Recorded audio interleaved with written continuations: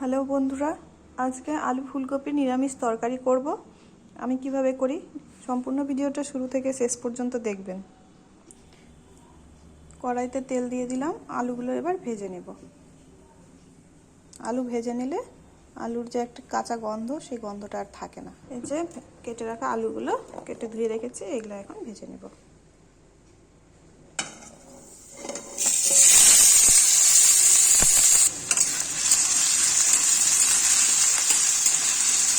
সুন্দর করে লাল লাল করে ভেজে নিতে হবে।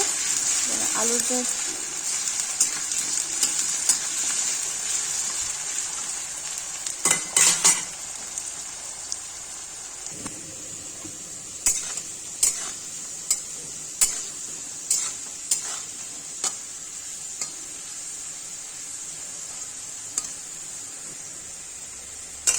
আলুগুলো কত সুন্দর করে ভেজে নিয়েছি।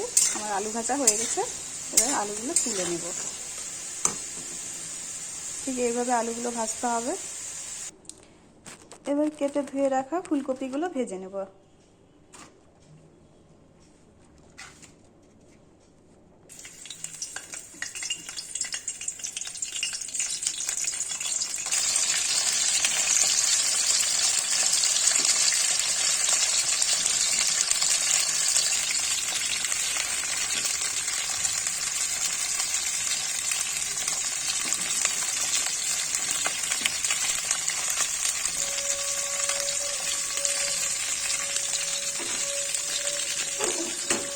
চারিদিকে তেলটা যেমন এইভাবে ঘুরিয়ে দিতে হবে, সমস্ত ফুলকপির মধ্যে তেল ঢুকে।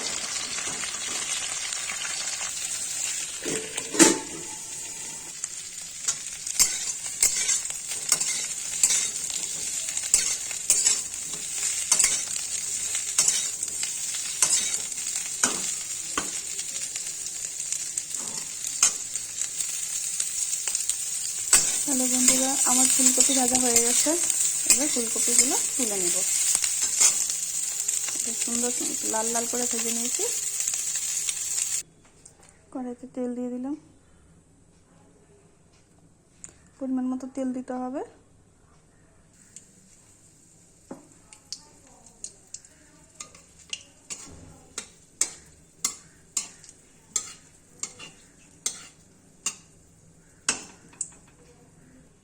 সামান্য কালো জিরে দিয়ে দিলাম। যে আদা বাটা, জিরে বাটা, ধনে বাটা, শুকনো লঙ্কা বাটা এইভাবে বেটে রেখে দিয়েছি। লবণ মিশিয়ে আপনারা এইভাবে বেটে লবণ মিশিয়ে ফ্রিজে রেখে দিবেন। বেশ কয়েকদিন চলে যাবে, নষ্ট হবে না। তাহলে বারবার মশলা করার দরকার পড়বে না। এক চামচ, 2 চামচ হলুদ দিয়ে দিলাম, 1 চামচ লবণ দিয়ে দিলাম। এবার সুন্দর করে মশলাটাকে কষবো। সুন্দর করে কষতে হবে।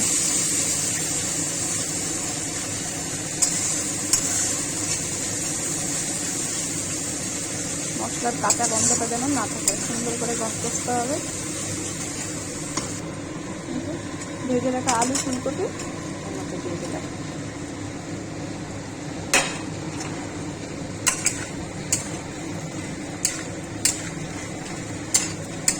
এবার আলু ফুলকপিগুলো কিন্তু সুন্দর করে কষতে হবে।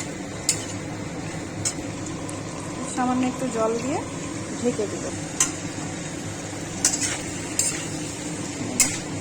সবজির মধ্যে মশলা ঢুকে যায়।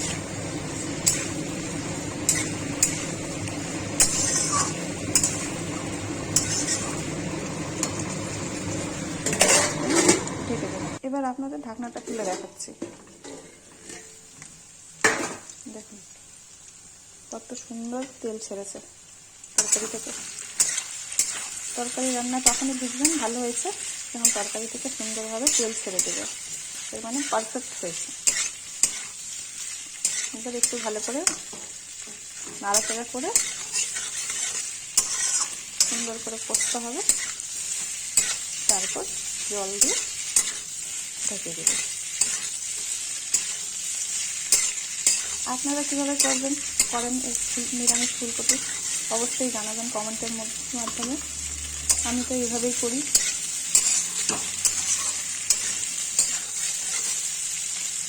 আর আপনারা কে কোথা থেকে দেখছেন সেটাও জানাবেন, অবশ্যই জানাবেন।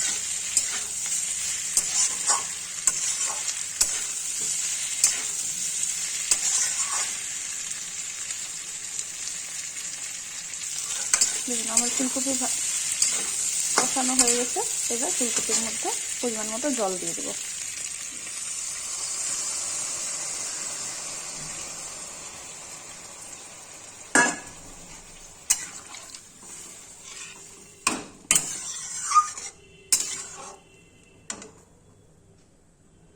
আর 1 চামচ চিনি দিয়ে দিলাম।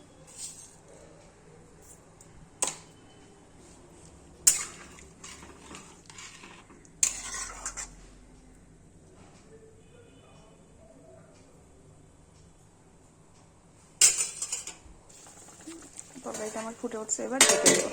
5 থেকে 7 মিনিট ঢেকে দিলেই ফুলকপি আলু সেদ্ধ হয়ে যাবে।